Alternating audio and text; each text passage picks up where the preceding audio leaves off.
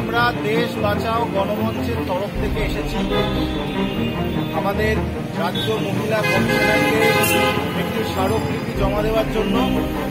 আপনারা জানেন যে কালকে একটি ভয়ঙ্কর ঘটনা ঘটেছে, যেখানে আমাদের রাজ্যের মাননীয় রাজ্যপাল তার বিরুদ্ধে গুরুতর অভিযোগ এনেছে রাজভবনে কর্মরত একজন মহিলা কর্মী।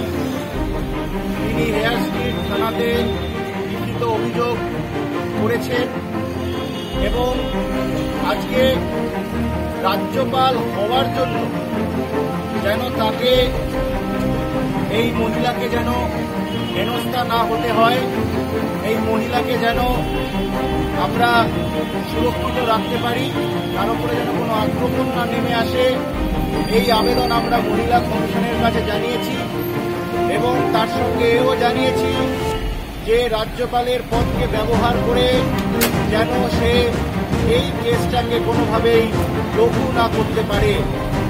এই কেসের নিরপেক্ষ তদন্ত হওয়া চাই।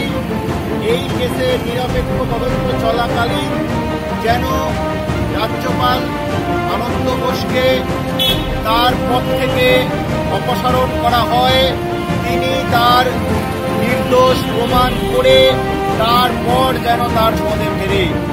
যতদিন না তিনি নির্দোষ প্রমাণিত হচ্ছে ওনাকে যেন অপসারিত করা হয়, এই আবেদন আমরা মহিলা কমিশনের কাছে রেখেছি এবং আমরা রাষ্ট্রপতির কাছেও রাখতে চলেছি। দেশ বাঁচাও গণমঞ্চ আপনারা দেখতে পাচ্ছেন তীব্র ভাষায় নিন্দা করে, ধিক্কার জানায় এই ঘটনার এবং এই ঘটনার থেকে আজকে রাজ্যপাল হচ্ছে আমাদের রাজ্যের 1 নম্বর নাগরিক। আজকে 1 নম্বর নাগরিককে 1 নম্বর মানুষও হতে হবে। 1 নম্বর নাগরিকের যদি চরিত্রে কোনো দাগ থাকে 1 নম্বর নাগরিকের থেকে এটা অনেক দূরে চলে যাবে।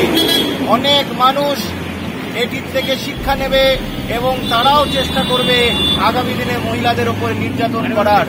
পদকে ব্যবহার করে যেন কোনো ব্যক্তি ছাড় না পেয়ে যায়, পদকে ব্যবহার করে যেন কোনো মহিলার উপর অত্যাচার না হয়, সেই কথা বলার জন্য আজকে দেশ বাঁচাও গণমঞ্চের তরফ থেকে আমরা মহিলা কমিশনের কাছে এসে ওনাদেরকে স্মারকলিপি জমা দিয়েছি।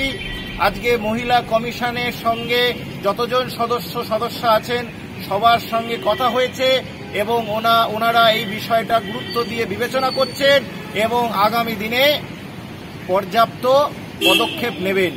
ধন্যবাদ।